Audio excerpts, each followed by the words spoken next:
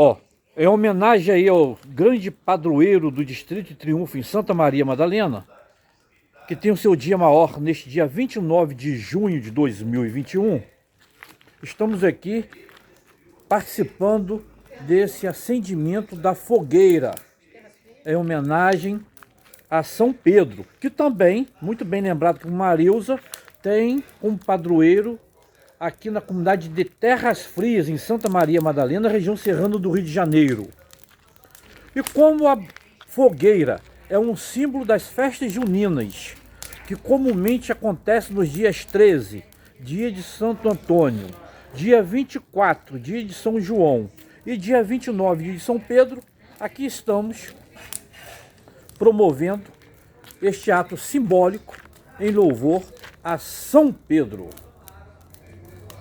Com imagem de Nestor Lopes, Santa Maria Madalena, repito, véspera de 29 de junho de 2021, hein?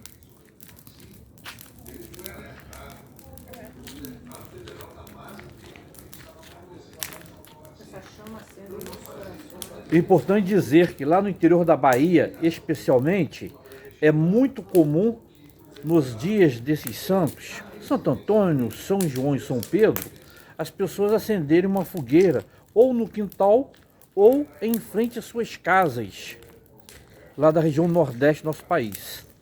E aqui em Santa Maria Madalena, nós também vamos passar a fazer isso.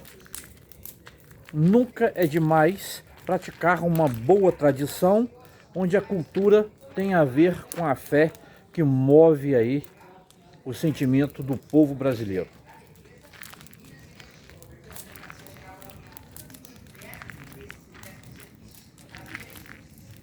Cabelinho, tirei. Cabelinho não, cabelão. Ai, que delícia que tá.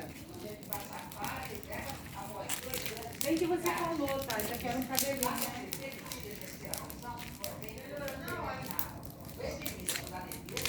Tá aí, com imagem de Nestor Lopes, a fogueira em louvor a São Pedro, aqui em Santa Maria Madalena, hein?